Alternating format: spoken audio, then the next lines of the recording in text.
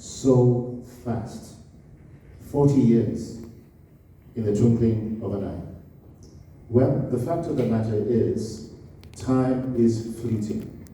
So I want you to cast your vision forward to the year 2050, which is going to be upon us very, very soon. We may think it's far off, but it isn't. It's just round the corner.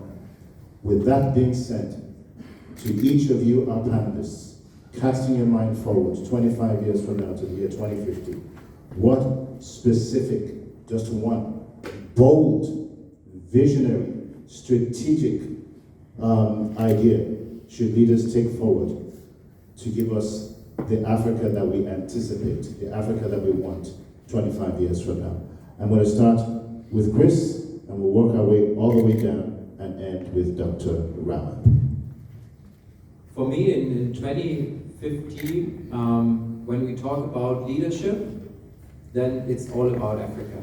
Our examples will be from Africa. It will not be an individualized definition we currently see in the Western world, Northern Hemisphere. When we talk leadership, my bold vision is examples are coming from Africa, the global leaders are coming from Africa, and they lead the path to growth and economic prosperity.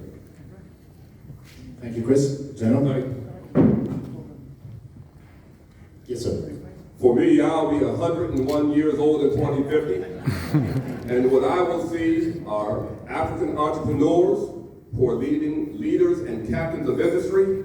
I will see African who are political leaders, who are captains of our organizations that help to promote global stability. I will see African children who are aspiring to be like their parents and grandparents because they too want to have that journey. And I will see a continent that is connected, its infrastructure is connected, goods and services are moving, ideas are being shared, and the world is taking advantage of the lessons that are emanating from the continent. Thank you very much, General. Honorable Minister Ege, 25 years from now, what do you see? And how do we get there? We envision a continent that is interconnected, that is trading within itself. We are the least trading, continent. So we should envision that a continent that is interconnected. I mean, in terms of infrastructure, in terms of digital connectivity, a continent that is not only the center of workforce, but also the center of innovation. Wonderful. Thank you. Honorable Nambula. Thank you. I envision an Africa where Agenda 2063 will be a living document in terms of the realization of its objectives. Secondly, an Africa where we don't only produce, but we process and we benefit. An Africa where the face is not of a poor, barefooted woman, but a prosperous woman and a happy child. Thank you very much. Let me try to be pragmatic. There is no one size that fits all, because we are 54 countries. I think what I would like to see, China has at its time, India is having its time, our time must come. This is African time. And what we need, what I see, all the other countries are having an aging population, while we have a young, urban, and rising population. So it's very clear, even though there are barriers, Africa will have to survive the labor force of many of these countries where the population is aging. Second, Africa can become an office to the world. Not like India, but it can replicate what has happened in India by becoming an office. Africa can become a factory for the world because global resources are being redistributed. And Africa has the potential to become a factory of the world. Africa can become a breadbasket of the world. We've got most of the unutilized arable land, not only to feed itself, but also to feed the world. Africa can become the continent for renewable energy, which is extremely important for the climate transition.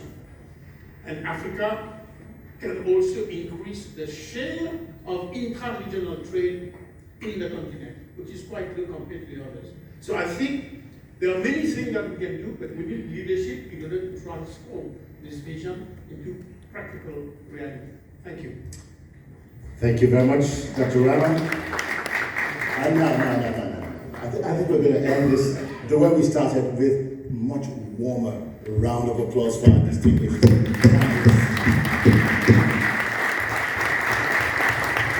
Distinguished ladies and gentlemen, we've really heard some extraordinary ideas, insights. We've also received great inspiration from our distinguished panelists, very experienced.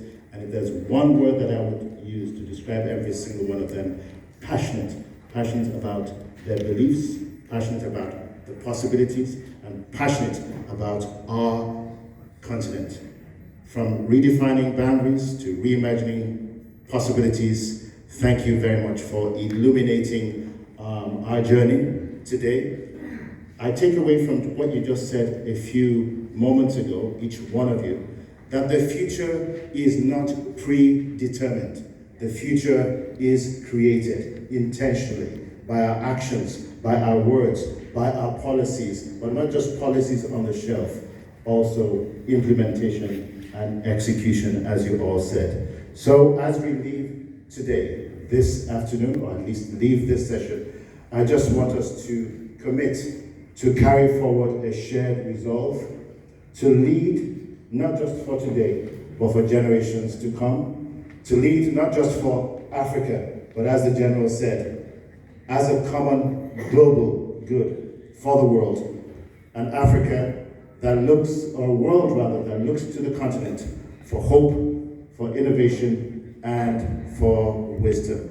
Distinguished ladies and gentlemen, my name is Victor Ladokun. It's been a wonderful pleasure being part of this exciting panel. Thank you to ALM for inviting each and every one of us. God bless you, and have a wonderful rest of the afternoon or morning. Again, give our distinguished panelists a warm round of applause.